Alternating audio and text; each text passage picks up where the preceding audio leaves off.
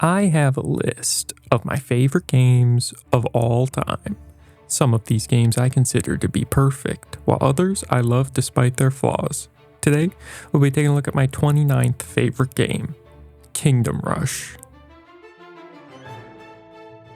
I say game, but I'm really talking about the whole franchise. There are 5 main games in the series: Kingdom Rush, Frontiers, Origins, Vengeance, and Alliance. They were developed by Ironhide Studios, and they were legendary Flash games, racking up hundreds of millions of plays on various websites. We're going to be playing the Steam versions here because they're kind of the definitive versions of the games, and they have all the content. They're also on mobile, but I prefer playing on PC. Kingdom Rush was one of the most popular series of Flash games in the tower defense genre, competing against the likes of Bloons Tower Defense, which may also be on my list. I'm going to get this out of the way now, just because you'll definitely notice some differences in the gameplay if you go and play these games yourselves. I can't consider these games objectively perfect for me, and the main reason for that is they don't have a speed up button. And like tower defense games, I think they should have a speed up button. You know, it might be from a game design perspective. You know, they don't want you to speed up and mess up and stuff, but I should be the one making that choice. So I use Cheat Engine with a speed hack to kind of make my own speed up button. I usually leave it at 4x times. It just makes the games go a bit quicker. And when you know what's going on and having to replay these maps, if you fail, you know, I don't want to sit around for hours trying to get a map right. And I guess this video is going to have kind of 2 main parts. I've actually never played Vengeance or Alliance. I've only played the first 3, which is kind of, you know, there's kind of a difference because they released the first 3 pretty soon after each other, and then the Vengeance and Alliance kind of came a couple years after that again, and so it'll be interesting to get my impressions on those games. I would consider Frontiers my favorite, the second game. It kind of just made everything that the first game did even better, and Origins kind of continued that, but it wasn't as good in my opinion, but we'll get to that when it comes there. There are only 4 towers in the first 3 games: the Barracks, the Archery Tower, the Mage Tower, and the Artillery Tower. The Barracks summons units to fight the enemies in melee combat, stalling them, and they can also sometimes upgrade into being able to do ranged attacks as well. The Archery Tower shoots fast, but has low damage projectiles. It is useful against enemies that have low physical armor. The Mage Tower shoots slow, high damage magical attacks. They're usually best against single targets with lots of HP or low to no magical defenses. The Artillery Tower is slow, but has large AoE damage potential, so it's great for taking out lots of low HP enemies. When you win a map, you are able to gain up to 3 stars based on how many lives you had left at the end. These stars are how you upgrade your towers outside of battle. You can also redo levels on multiple challenge modes, Iron and Heroic. These come with their own restrictions, and if you beat them, you'll gain 1 star. You also have 2 abilities you can use in battle. The first one is Rain of Fire. This summons meteors on a certain spot, dealing massive damage to whatever enemies happen to be in their way. The second is Call Reinforcements. This summons 2 units that you can use to stall enemies along the field. This is the first map that allows you to use heroes, which are powerful units that you can control and move around the battlefield. In this game, you have to level them up every map from 1 to 10, and as they level up, they become stronger and get better abilities. In later entries into the franchise, you actually gain experience points for the heroes that persist throughout the levels, so then they retain their abilities as they go forward. Your towers also have 3 levels of upgrades before they have the option to go into 2 different paths. Currently, for this map, we have just unlocked the 3rd level of upgrades, so we haven't unlocked any of the specialty tower upgrades yet. These first few levels are pretty easy, but they do a good job of introducing various mechanics. Like some of these enemies you see on the screen have physical armor and some have magical armor, some are ranged, some support, they have healing and stuff, and then they also have enemies that cost more lives if they get through all the way to your defenses. This is the first map where you unlock the ability to upgrade into a specialty tower, specifically the Archer Ranger's hideout. They really want to hammer this home because they give you an already built level 3 archer that you can just upgrade on the first wave if you really wanted to. The upgrade allows them to shoot even faster, have better range, but they can stall enemies with the Wrath of the Forest ability and poison them as well. My strategy for upgrading in these games is just to max out the reinforcements and then the Rain of Fire ability. It might not be the best, but I like having powerful abilities that I can freely use whenever I want. This map gives you 2 tower upgrades, one for the barracks and one for the mage tower.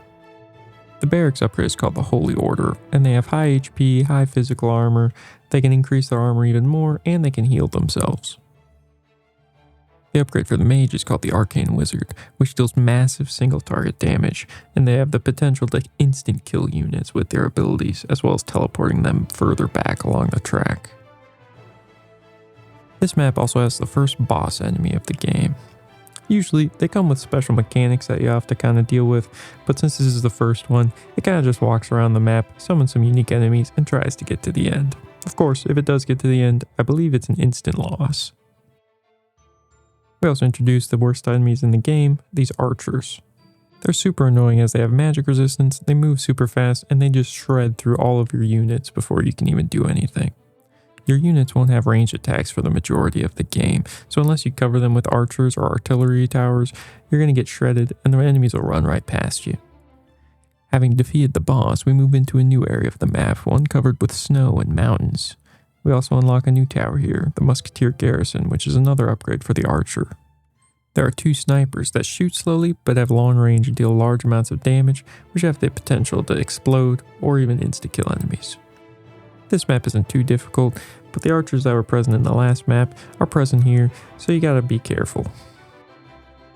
Another mechanic on these maps are these mine shafts. They allow enemies to go in one end and come out the other, skipping areas of your towers. The next map introduces 2 new towers. The first is the Barbarian Hall. They have a lot of health but low armor, and they can upgrade into the ability to throw their axes, which allow your units to have a ranged attack finally.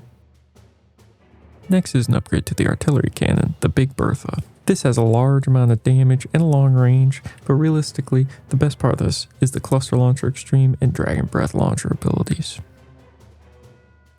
There's an Easter egg on this map if you use your Rain of Fire ability on this ice cave. It allows you to summon a Sasquatch for 400 gold. There are a lot of these types of Easter eggs in these games, which are pretty fun to find out. Moving on to the final map of this snowy covered mountain range, we unlock a new hero. This purple mage guy who can teleport around the field. I tend to gravitate towards the mage type heroes, or really any ranged heroes in general, just because I find the flying enemies to be the main issue for me. And so I don't really like to just use physical based heroes. I can't do anything against them. I find it gives me a little bit more flexibility with how I play with my towers. This map also introduces the other upgrade to the Mage Tower, the Sorcerer Mage. This shoots a bit faster but deals less damage than the Arcane Wizard, and it can summon an elemental that stalls the enemies like your barracks. The boss of this map is a giant Yeti, who just kind of runs around the map freezing your towers that you have to click on in order for them to unfreeze fast enough. Bosses also tend to be able to instant kill any unit they come across, so you gotta be careful of that.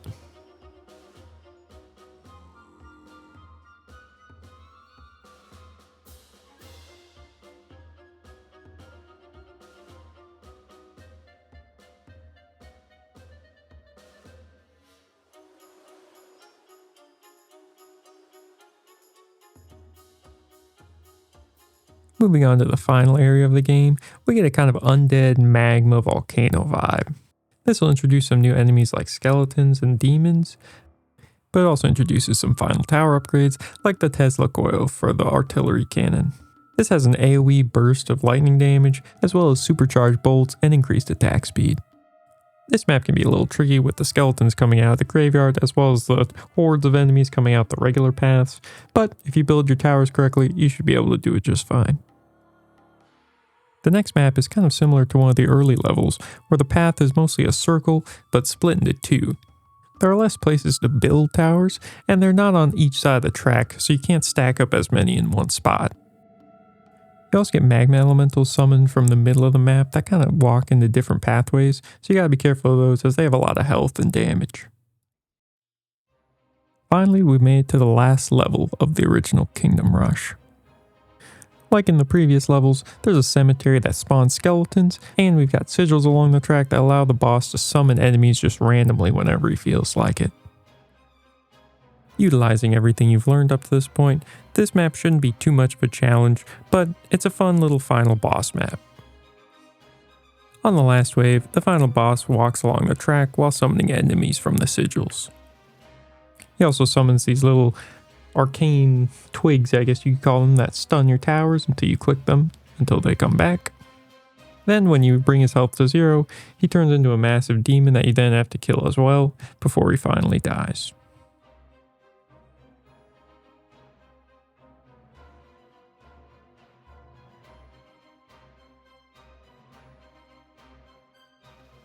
So that was the main story of Kingdom Rush. There are a bunch of bonus missions afterward, but I'm mostly just covering the main stories here.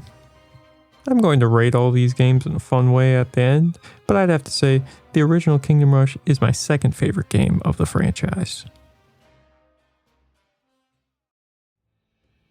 And now, we move on to Kingdom Rush Frontiers.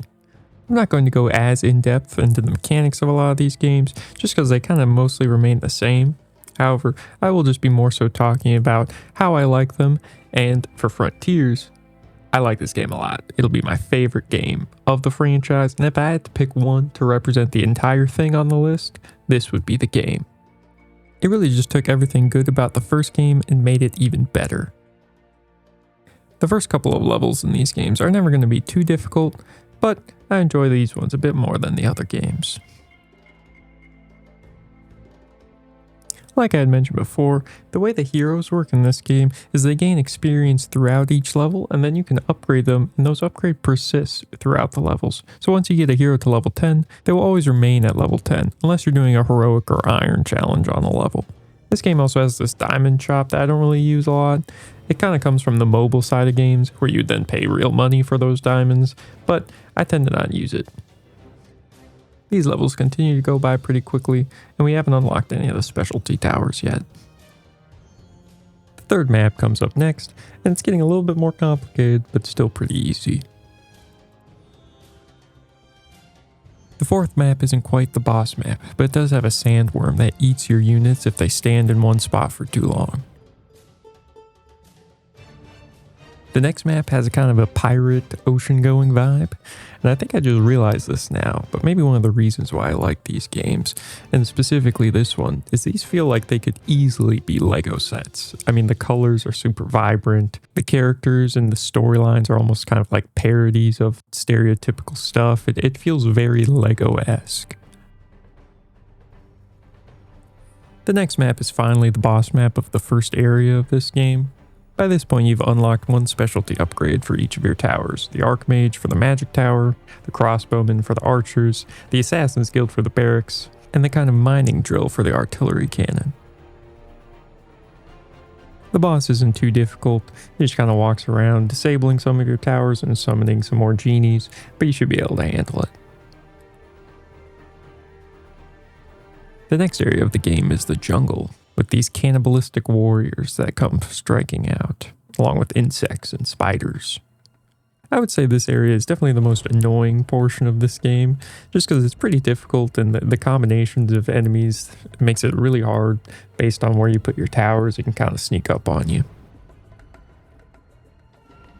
This map in particular is pretty annoying, just because the enemies can come through these waterways and skip a lot of your towers. They also introduce a couple of new enemies which boost the magic defense or physical defense of the units as well, along with the ranged units that poison your units as well. So it's just kind of the worst situation imaginable.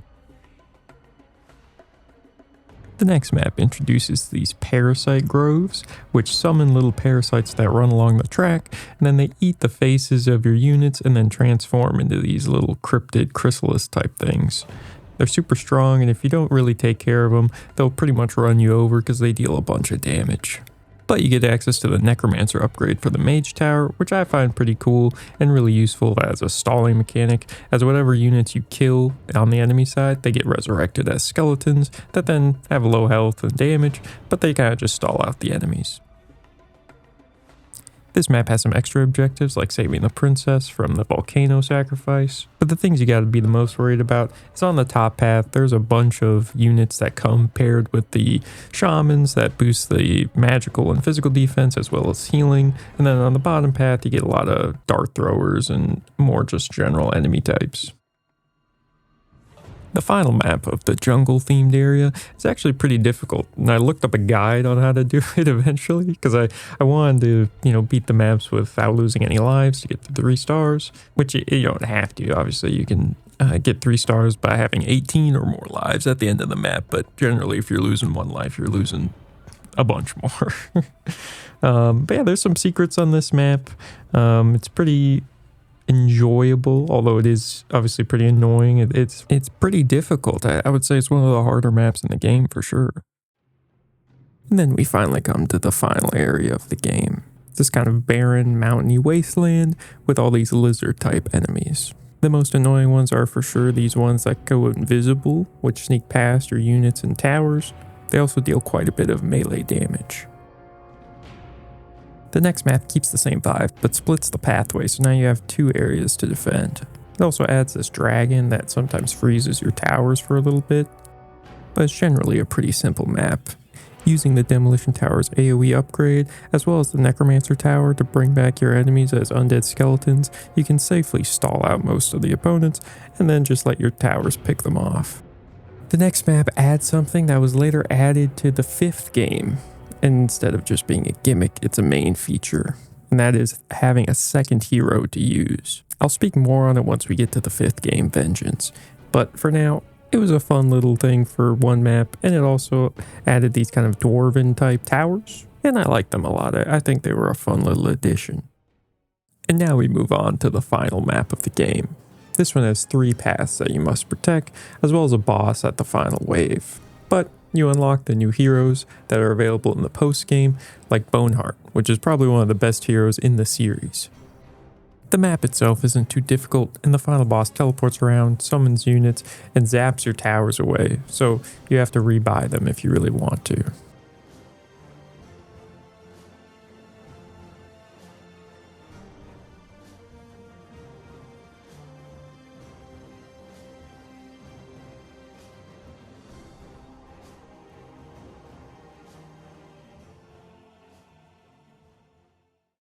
Frontiers, in my opinion, has the best towers, the best maps, the best story.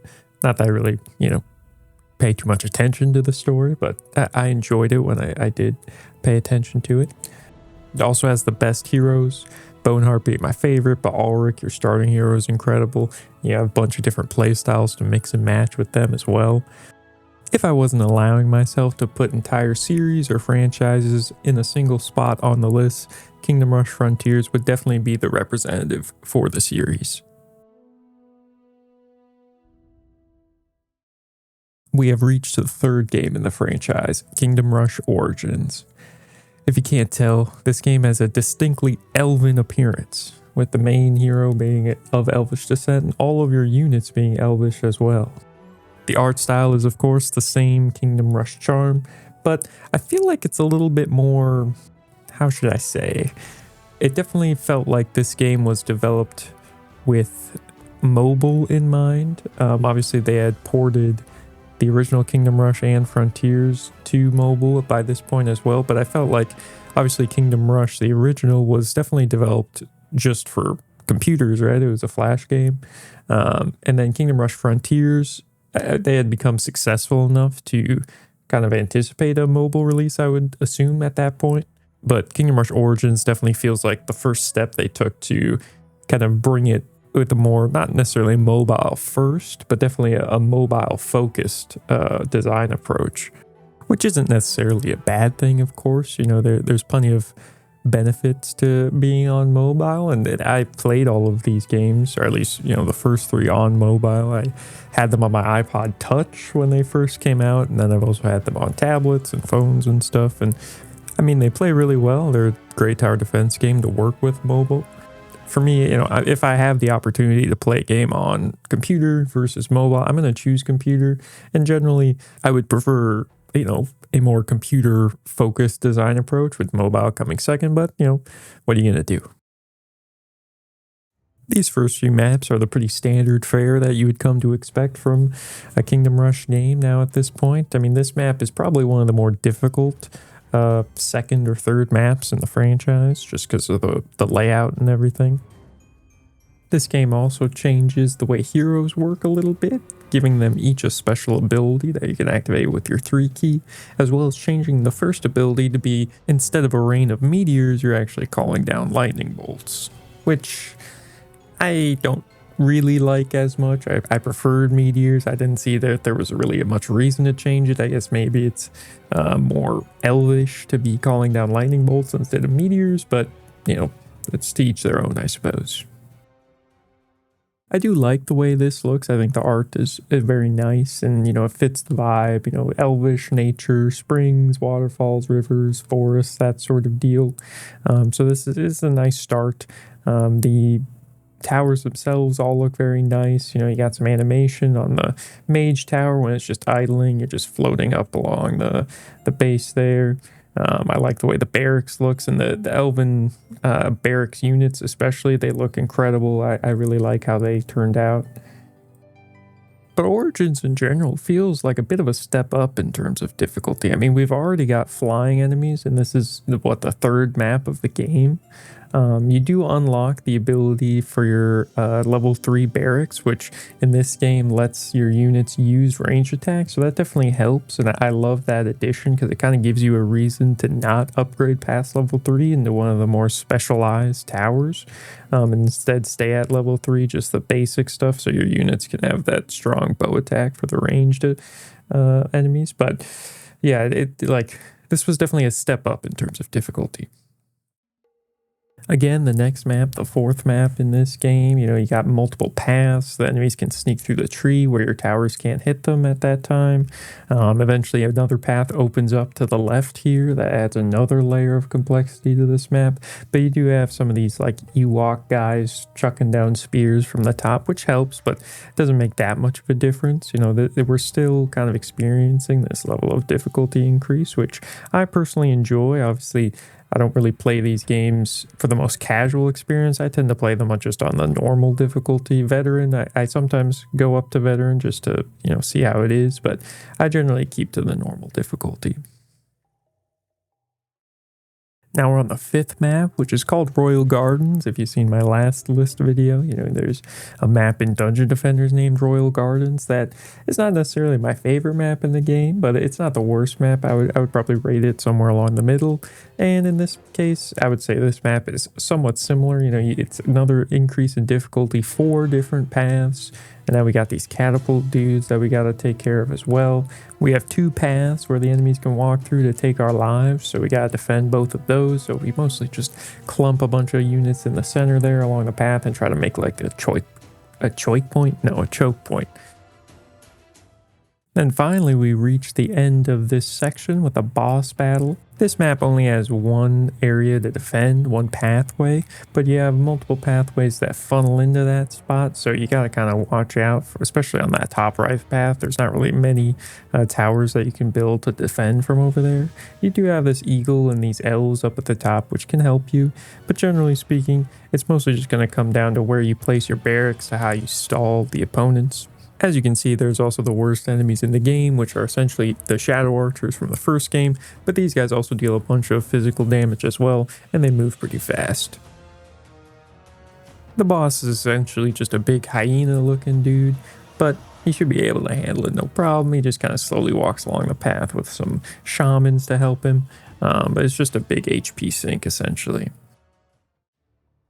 Making it to the next zone is this kind of mushroom foresty vibe, which I like the look of, but as we move forward through this game, as well as Vengeance and Alliance, I'll talk more about how the art style kind of gets a little bit softer. I felt like, for at least in Kingdom Rush and Frontiers, the art style felt a little bit more, I won't say vibrant, but a little bit sharper perhaps. And I don't know if this has to do with it being more mobile focused or what's going on exactly, but I just feel like the clarity of some of the art is a little bit soft. The next map continues on, only one pathway to protect this time, but 3 entrances. Started on the last map as well, but now there are two paths where the units can turn into these like glowing orbs that skip past your towers and go right to the end of the map basically, which is pretty annoying. We're getting less and less mushroomy and more crystally as the maps go on here in Zone 2. This one's pretty cool. It's got like this little pond/lake in the center with a sea monster that doesn't do too much, but you got these towers that you can hatch into these like little baby wyverns that go around and attack the enemies, which is pretty cool. It's a nice little gimmick. The next map has this little mini game at the bottom left where you click the mushrooms in the order that they blink and then you get some gold and an achievement, which is nice. Overall, it's not too difficult. You got some more paths where the units can turn to glowing orbs that basically skip your entire towers and go right to the end of the track, which is irritating, but it's not the end of the world. Then we've got the final map of this zone, which is kind of like an assault on the evil elven fortress of sorts. You deal damage to the boss when he flies out to the pedestal in the middle of the map and eventually loses all of his health, and then you end the map when he gets abducted by a spider. I was paying too much attention to the story, so forgive me for not really explaining it more in depthly, but I don't really play these games for the story. I like the mechanics of them, so yeah, the map, it was a fun map. There was two paths that you had to protect, as well as multiple paths that they could approach from. And then you've got these like sigils on the ground that the enemies use to summon and deal damage and whatnot. So it's a nice little ending map for this zone, I thought. And I like the architecture of the evil fortress.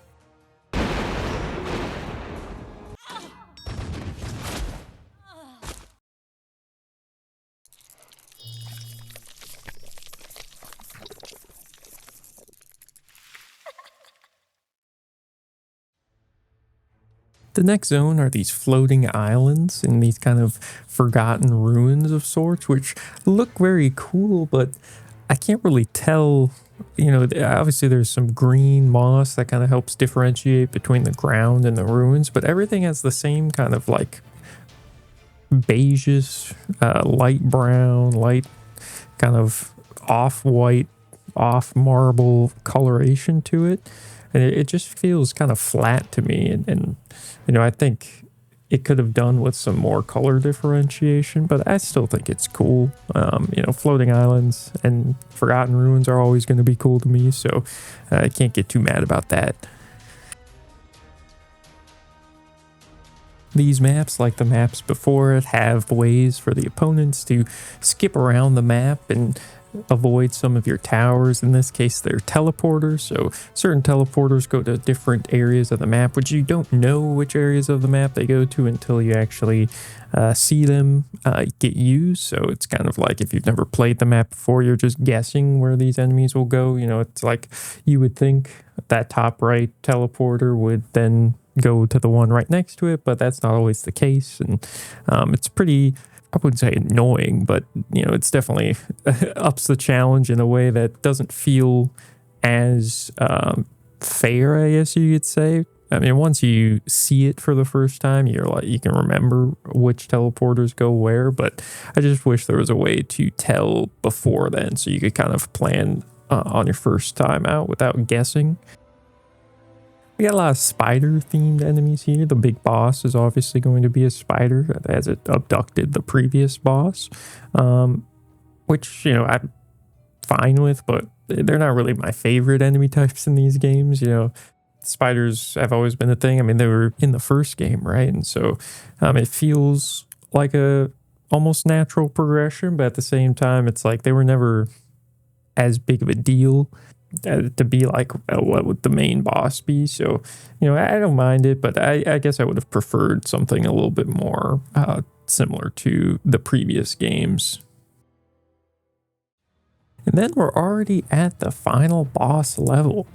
It's a bit of a weird progression because the first zone had 6 maps, the second zone had 5, and now the fourth zone only has 4. And I mean, these maps, they've all had a maximum of 15 waves, so it's not like they're much longer than the previous maps. I mean, obviously they're more complex with the teleporters and enemy types and all that shebang, but I don't know I guess I would prefer a bit more of an even spread, 5-5-5. Let's just make it clean across the board. I don't think it was necessary to have 6 maps in the first zone. But then again, these maps, like, I would say I enjoyed the first zone the most in this game. And so maybe, I'm kind of advocating against my own interests, and having less maps in the first zone would have made me enjoy the game less. But yeah, I just think from a game design perspective, it feels a bit weird to me. But the final map it's okay, 2 paths to protect along with the teleporters that, again, you don't know where they go exactly until they get used. So you just kind of have to figure that one out. The spider kind of webs your towers and webs the field occasionally throughout the map, and it looks like they're trying to break down this force field on this tower or something. So eventually you end up stopping them.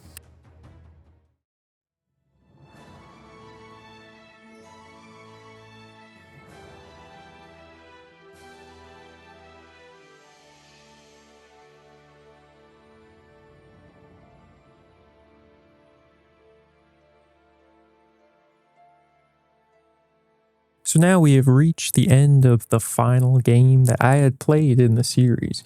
I hadn't played Vengeance or Alliance prior to doing this video, and so I had kind of had an idea of what I was going into for these first 3 games. But now we've reached the point where that is no longer the case. And so looking back, I would say my opinions have been reinforced, which was my opinions prior to playing these games again in order was that Frontiers was my favorite, followed by the original Kingdom Rush, and then Origins coming in third. And I think that is soundly remained. I would say I liked Origins a little bit more than I initially did when I first played it all those years ago, but generally speaking, it could not overtake the first Kingdom Rush, and the first Kingdom Rush could not overtake Frontiers. There's just too big of a gap for me. And so going into the next 2 games, well, we'll get to it, I suppose. Now that we've reached Kingdom Rush Vengeance, I'm not going to sugarcoat it. I think this is the worst entry into the franchise by a decent margin. This game introduces new mechanics that seem to be like they're going to be a mainstay of the series going forward, and I don't really like them at all. I like the idea of playing as the bad guys from the first game and stuff, but I don't think it's executed particularly well. And like I said before, I don't really play these games for the story, so if it has worse mechanics than the previous 3, it's just going to be a worse game for my experience. One of these new mechanics is having an assortment of towers that you can bring into each level instead of just your standard archer, barracks, demolition, and mage towers. You can also bring it up to 5 towers instead of 4 because each tower only has 1 specialized path that they can go into instead of 2. I'm not a fan of it. If I wanted to play a game that had as many towers as I wanted, I would go play something like Bloons Tower Defense. Kingdom Rush was unique in the sense that it only had 4 towers that you could use, and you had to build them on specific points in each map. For me, it enhanced the strategy aspect because no matter what, you knew you had to work with what you had. You couldn't just try a different tower that you didn't last time. You only had so many options. The second big change is that you no longer are able to upgrade your units and towers with the stars you gain from completing each level. That's instead reserved for this new upgrade point soul essence in this case. I understand from a game balance perspective why this was done. It's to limit the amount of upgrades one can get by a certain amount during the campaign.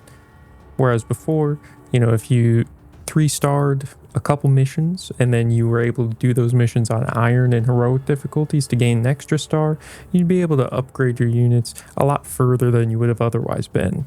Changing this to just be soul essence or these upgrade points, it allows them to limit the amount of upgrades that you could potentially get, but I don't really like it. It kind of takes away from the fact that your upgrades are also tied to your performance. Like if you got less than 18 or 17 lives on one of the previous games, that would only net you 2 stars instead of 3, which would mean you wouldn't be able to upgrade as much, which I guess is a little bit more punishing for newer players that might not be able to 3-star every map, but it felt like a unique aspect of Kingdom Rush that they've kind of done away with. And maybe this is just me, but I found that the softness that was present in Origins has been ramped up in Vengeance. This game definitely feels like it was made for mobile first rather than being PC first, which if you've looked up the release dates, you would know that actually Frontiers, the second game and my favorite game of the franchise, was actually released for mobile before it came to PC, or Flash in this case. It didn't come to technically PC, which would be the Steam release, until much later, but Flash was about 6 months after the initial mobile release date. So I guess technically Frontiers was actually designed for mobile first instead. But you know, it was earlier days for them. Iron Eyed Studios, of course. And it was also a different environment as well. You know, smartphones were not so widespread as they are now. I mean, they were starting to, get to that point, but they weren't quite there yet. And the monetization platforms weren't really as, well thought out and sophisticated as they are now. But going back to the softness that I was talking about before, I'm going to flicker between a Frontiers video and Vengeance now, and it just really, you can kind of tell the difference for me. In my opinion, it just feels softer, everything's less clear cut. Frontiers seems a little bit more identifiable.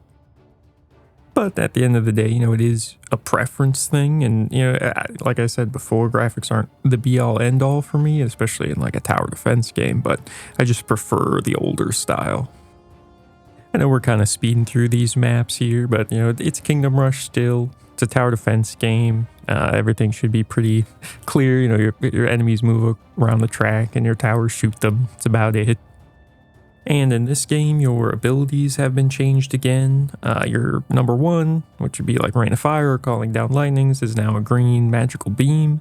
And then summoning reinforcements are now replaced with Infernal Demons, which are fun to use. They have good upgrades. So far, the map design is the same high quality that it's always been. But for me, I really enjoyed the aspect of having a limited amount of towers and then kind of branching paths off those. So having a larger selection of towers, but each tower only has one specialized path they can upgrade to, I'm just not getting the same level of enjoyment as I have been previously. After completing that map, though, we unlock our 5th tower slot and a new type of tower, which is a barracks that only summons 2 units, but they're usually stronger and more durable. And then we also unlock a new hero as well.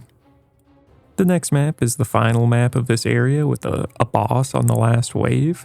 And even though, I'm not as big a fan of the art style, I think it's still executed well and I've kind of enjoyed the way it looks. This area is kind of more like a dwarven, mechanical type kingdom, which has been pretty interesting. It's not the worst thing to look at. Moving on, we've now reached this kind of frozen wasteland, Viking shipwreck type vibe, which I like. It's a pretty cool area. We're also at the point now where basically getting a new hero and a new tower unlocked after every map, so you can mix and match as you see fit, but I tend to stick to kind of some basic ones that I like and sort of have a meta of sorts going on. Having played almost halfway through the game at this point, I was kind of starting to crystallize why I wasn't really enjoying the game as much. And it just didn't feel like the classic Kingdom Rush to me, which is not always a bad thing, right? Game franchises can evolve over time and get new mechanics and change and whatnot, but I didn't really like the way it went personally. And now we come to be what I would consider the worst map in the entire franchise. This map is strangely difficult, or at least it was for me. It just felt like the towers that you had access to at this point weren't really the best fit, and it was difficult to retain over 18 lives to get 3 stars. And I was playing on normal, just the basic mode. I wasn't playing on veteran, so I wasn't really prepared for this level of difficulty. I feel like part of it is definitely having these 2 paths, and the paths are very short. Like, the enemies don't really have to run very far, and your towers don't really cover both paths besides on the middle side. And so it's just like there's a priority discrepancy with towers where sometimes they'll attack the left and sometimes they'll attack the right. What are we talking about? I think I just didn't really upgrade my towers correctly and placed them a little bit weird. I tried the same strategy, but didn't manage to succeed.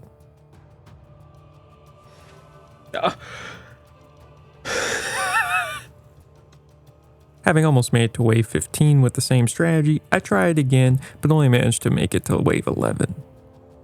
Having failed the map multiple times, my hero has upgraded a couple times, and so I make sure to apply those points before I try again.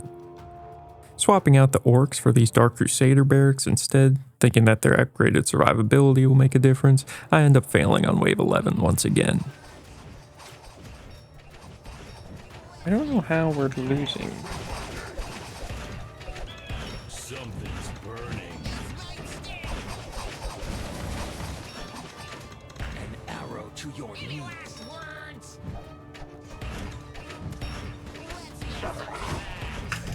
Please, what are we doing?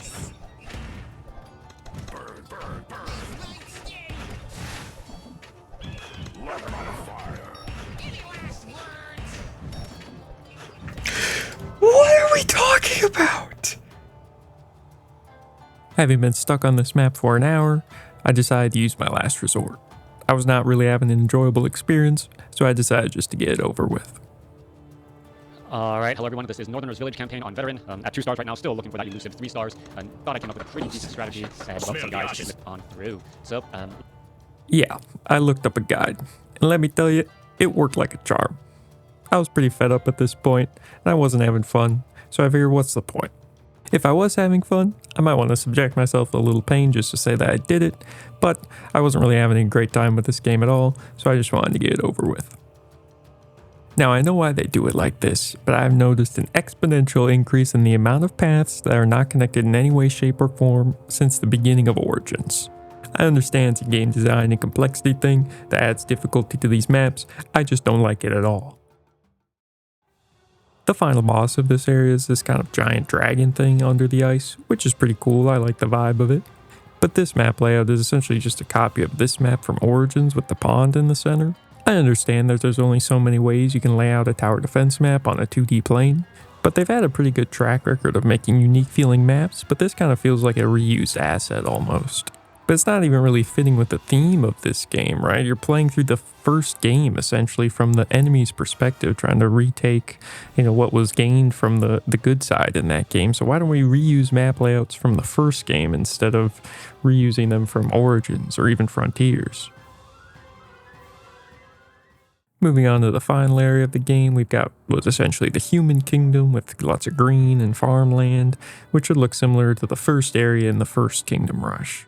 But I think this map and area kind of illustrates what I'm talking about again with the graphics of getting softer. It feels like a mobile game. It felt like the first two games had a simplicity and a charm to them in that simplicity, but still having, fun little Easter eggs and stuff. Whereas now everything kind of just feels like airbrush and like optimized in a way. And, I just don't really like it at all. And, let's be clear, these are mobile games at this point, right? Like, I'm sure they have much better sales figures in the mobile department rather than selling them on PC. And, I appreciate that they're still putting them out on PC, but, I'm never going to choose to play them in a mobile capacity over a PC capacity. So it's just a little unfortunate for me.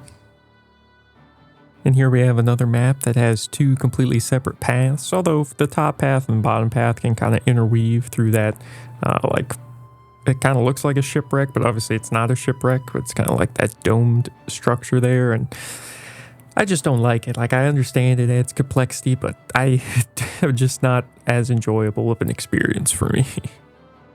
Then we get a new area here. We're kind of in an outer city outside the capital.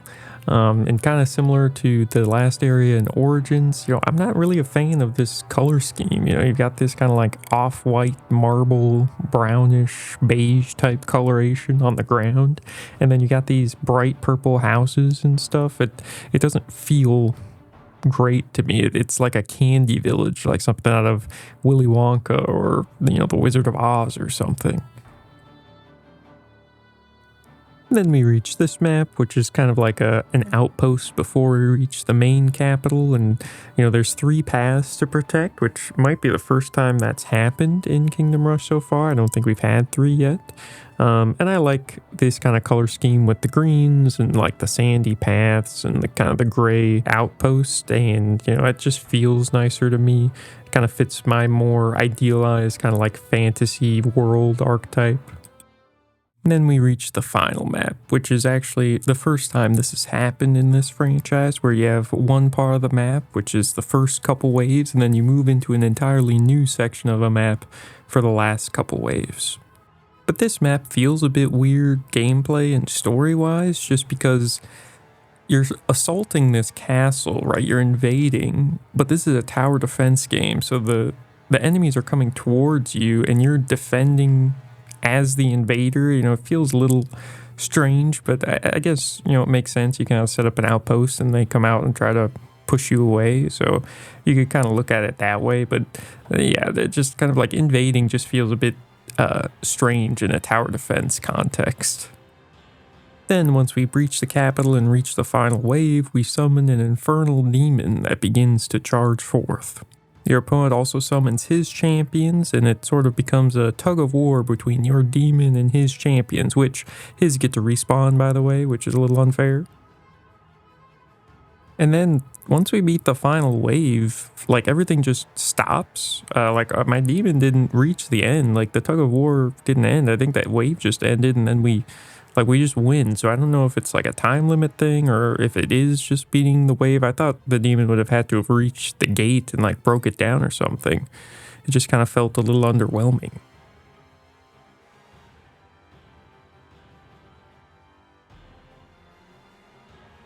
Also, this is the credits, and for the first 3 games, there's like a please don't skip the credits little icon in the bottom right corner of the screen, and that is no longer here. They replaced it with just a normal X, and you know, I normally skip the credits, but it's a little sad that they kind of removed it. I thought it was a cute gesture.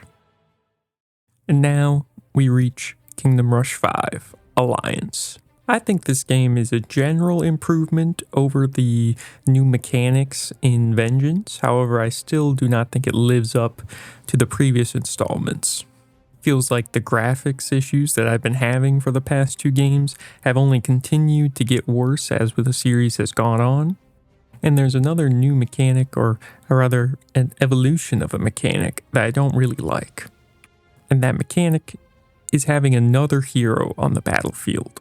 I thought one hero was fine. You know, it's a fun little thing to manage and, you know, be able to have an additional helper that you can kind of move around freely. But now having 2 heroes, it kind of feels like we're moving into more micromanaged territory. And if I wanted to micromanage, I would just be playing an RTS, not a tower defense game. And they actually removed the mechanic of the games to make room for this feature, because now you have no one ability. What used to be a rain of fire or lightning or green magical beam has now been replaced with both of your hero abilities, and now you can only call reinforcements instead, which is a little disappointing. I felt like the rain of fire and that kind of subset of abilities was a nice little Kingdom Rush uniqueness that wasn't as present in other tower defense games, but now it is completely taken away. But looking at these kind of maps as a whole, this map is a nice little map for the beginning of the game. It feels nice. I like the look of it, but we are kind of in a similar boat of where this feels more elven, right? This is kind of like an old magical forest and stuff, but we're in the main like area of this game. This is a direct sequel to Vengeance, and it just kind of feels like this area is almost kind of out of place. That theme continues, but I like the layout of this map a little bit more. It feels interesting having one much shorter path go up the right side and then another longer path on the left. And it really hammers home using the 2 heroes, because it makes sense to split up, like with one hero on the left path and another hero on the right. The next map continues to hammer that point home with more separated paths. These ones are a bit longer though, so your units and towers have a bit more time to strike at the enemies. Don't really have much to say for these maps. I mean, they're fine. I enjoyed playing them.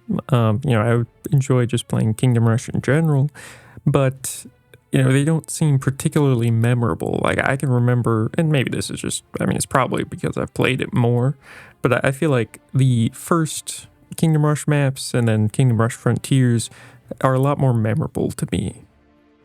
The next map did have separate paths, but I found this a little bit more enjoyable. There was some verticality that is usually not present in these Kingdom Rush maps, so it was pretty interesting to see, and I like the kind of barreny wasteland into the forest transition. It looked pretty nice. And then we have the first boss map, which is a much more symmetrical map than we've seen recently, but I kind of like it. You know, we're fully into this kind of barren wasteland now, and the spots for towers kind of lend to having some more AoE based towers and whatnot, which I always enjoy. I would say my favorite towers are probably the barracks and then any sort of demolition artillery type AoE towers. And the boss is just kind of this big boar/orc cross hybrid, which it's pretty nice. You know, it's your first boss, so it's just going to be kind of walking around the map, just kind of a big HP sink, dealing damage and whatnot. So, I like it. It's not too terrible. The next zone is this kind of like poisonous canyon where it seems like we've got some sort of eldritch monster type being summoning units and attacking the areas. It feels kind of alien in nature, which is pretty interesting. You know, I like aliens a bunch, but I definitely more so just kind of prefer normal fantasy stuff. You know, the first game with enemies being like orcs and bandits and then like dark knights and things of that nature I really liked, but this is okay as well. The next map has more of the same with these kind of red smoke and gems and this kind of purple and red color scheme, which I like. You know, it's a nice contrasty type color, but I found that a lot of these maps, you know, we've kind of limited ourselves to 15 waves if you've noticed. The first game kind of went up to 20 waves over the course of the game, and now I believe since Frontiers, but it was definitely more obvious in Origins that, you know, once you get up to 15 waves on the maps in campaign mode, it doesn't go past all the way up to the final boss. And I kind of prefer having a bit longer maps. Some of these maps feel almost a little too short to be able to like upgrade your towers to what you feel like they can be the max. And so, you know, I found that in other tower defense games, you know, part of the fun was just making your towers and your defense super strong, and that's why there's like a lot of tower defense games use kind of like an unlimited wave type system, similar to like, you know, an example would be balloons, where you can kind of go on forever and eventually you'll just get overrun because there's too many balloons to pop by. And I mean, obviously Kingdom Rush is a bit more like campaign focused than a game like Bloons, but I think while there are endless modes in these later Kingdom Rush games, the endless modes just don't feel as enjoyable. I do like having a limit. I just wish the limit was sometimes a bit longer than what is offered. Maybe that would have been like a nice way to separate the difficulty, right? Instead of it just being like more enemies or more expensive towers or more damage and that nature and stuff, then instead you could have normal be, you know, having a max wave of 15 and then veteran have a max wave of like 18 or something. Just add more waves to have to survive.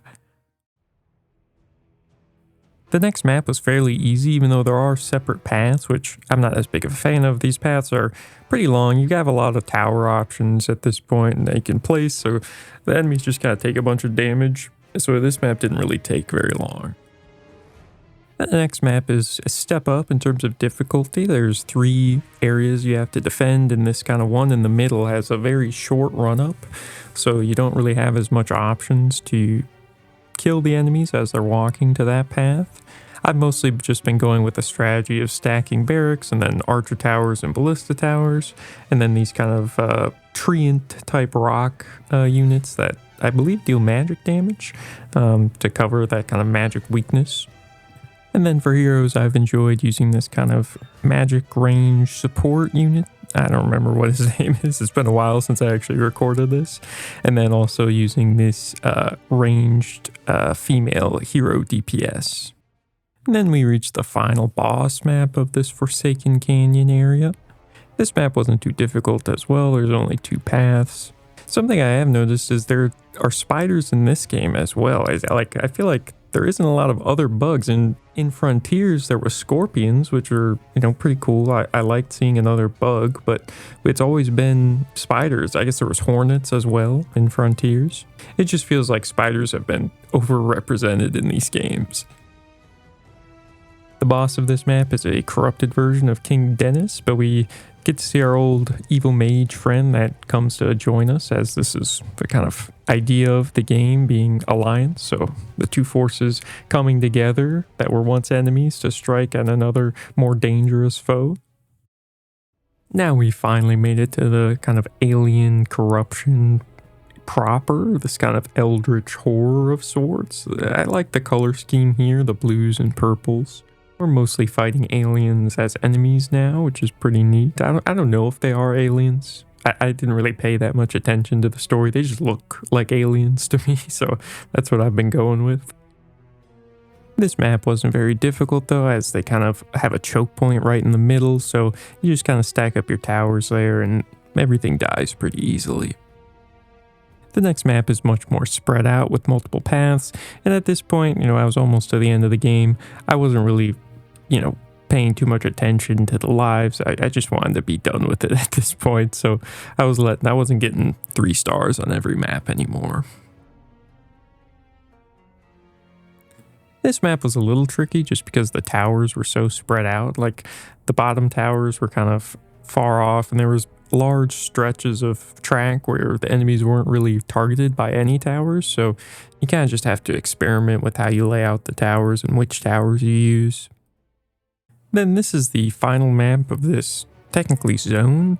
This is a boss map, but there is a final boss map after this as well. So instead of having a multi-part final boss map like the last game and the previous games where you just had the kind of one major final boss, this game has like kind of a regular final boss and then a more ultimate final boss to take care of. And this map was okay. It felt a little almost underwhelming, pretty basic, I would say, in terms of being a final boss map. Also, I kind of just remembered this, but you can zoom in this game. You couldn't otherwise in previous games, but I think it's another thing coming from the mobile aspect of it, which isn't the end. Like, I think it can be useful, but I tend to just remain zoomed out for the most part.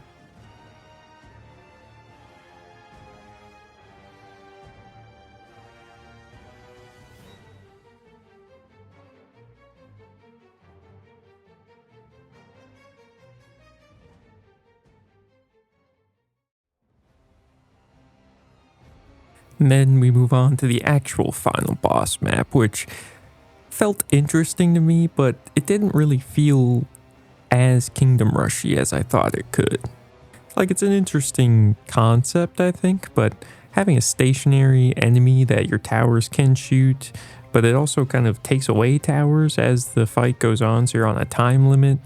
I just don't really like it as much, just because it kind of feels like it goes against a tower defense game, right? Like, the enemy should be going along the track and you should lose if they reach the end of the track. Whereas in this, obviously you can still lose if the regular enemies reach the end of the track, but you can just lose because your towers get zapped away and you haven't killed the Overseer, as it's called, fast enough.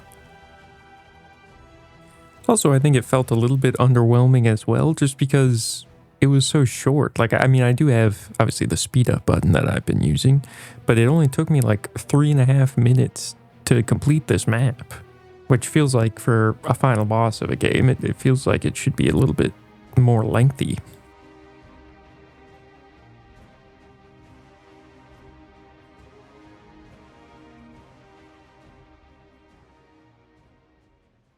And then we get the click here to skip, please don't thing again that I complained that wasn't in the game in Vengeance last time. So I don't know, like, what happened? Why wasn't it in Vengeance? Was that like a different team or something? But because it's back now, so I don't know. I'm happy to see it back, but I mean, of course, I'm going to skip it still. I don't obviously feel too bad about that, but yeah, I'm happy to see it back. So my overall thoughts on Alliance is, I would say, generally positive, right? I would say it's more positive than negative. I would say it's less positive than the first 3 games, but definitely more positive than Vengeance. I do want to bring up one thing that, quite frankly, is a crime, and a sin. What the fuck is this? This is how the games are laid out in Steam, because it's alphabetical order. Why did we add a 5 in Kingdom Rush 5 Alliance TD? What does that even mean? You had something great going on. Kingdom Rush Frontiers, Kingdom Rush Origins, Kingdom Rush Vengeance. Why can't it be Kingdom Rush Alliance? Why do we need the 5? Why do we need the colon? Why do we need the TD? I cannot fathom why you would think that would be a good idea. But we've reached the end. Initially, I had Kingdom Rush as a franchise at number 30. Because I thought, if I like the first 3 games, I'll probably end up liking the next 2 as well. But having played through, I have decided to switch my list to only include Kingdom Rush 1, 2, and 3 as a trilogy, I guess one might say. If I had to choose, like I said before, it would be Frontiers. And then my ranking after Frontiers would be Frontiers number 1, the original Kingdom Rush number 2, Origins number 3, Alliance number 4, and Vengeance number 5. I've constructed a little video that I think sums up my thoughts very well. It was perfect. Perfect. Everything, down to the last minute details. That's why he's the GOAT! The GOAT! Nice. It's the biggest piece of dog shit that I have ever heard. I mean, it's alright, Now, obviously, it's a bit exaggerated, right? I don't think Vengeance is the biggest piece of dog shit, and to be honest, for as much as I didn't enjoy my time with Vengeance, I still think it is a competent tower defense game that I would play over a lot of others. It's just, compared to the first 3, and more specifically the first 2, Vengeance and Alliance just don't really stand up for me. They can't really compete. Now, that could be my nostalgia talking, but I do think, at least in my opinion, the first 2 games, as well as Origins to an extent, have a really nice identity. And while that is continued with, Vengeance and Alliance, in terms of the story and the vibes and the whimsy, the gameplay just kind of morphs into a more generic sort of style of more what I would expect from other tower defense games. I think the biggest loss for me is the loss of only having 4 towers and then branching paths. I thought the branching paths were a great way of mixing it up and being able to keep the identity of each tower true, but still allow you to have some variation in strategy. And by having 20 towers that you have access to, and even going up to 5 towers that you can place, I would much rather, if they needed to add a new tower or 2 new towers, let's say, that just add those 2 new towers and make it 6 towers only, instead of having all these towers that you can mix and match. I understand why a lot of people would probably enjoy that, but if I wanted to have that sort of experience, I would just go play a bunch of the other tower defense games. And another thing, do I think my use of Cheat Engine to allow a sort of faux speed up button, so that way I don't have to spend hours on these games, is affecting my opinion, especially of the last 2? I think it would be reasonable to assume that it could be.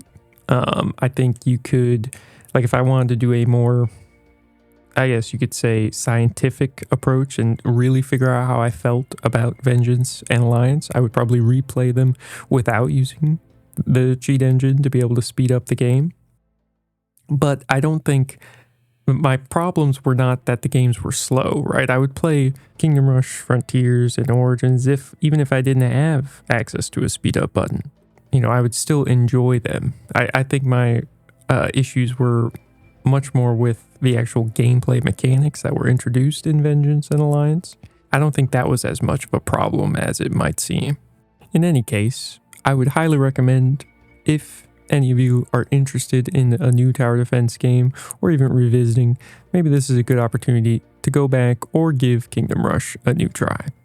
Kingdom Rush and Frontiers specifically are heavily linked to my childhood. I would play them, on various kind of bootleg flash game websites, and then eventually when I came across Armor games and stuff, I was able to play them there. I bought them for my 4th generation iPod Touch when they were coming out for that. I had them on my Amazon Kindle, the first, actual Kindle game tablet that you could put games on, not like the actual e-reader. And then obviously now I have them for Steam, and they've been a joy to play through over the years, and I will continue to play them as the years go on. If you're interested in other games on my favorite games of all time list, feel free to check out the playlist that I've linked down below. There's not a lot in there right now, but stay tuned. I'm committed to continuing this series, and I have an enjoyable time replaying these games and then making these videos. So I will be definitely adding more as the time goes on. So yeah, that's about it. Thanks for watching. I will see you next time.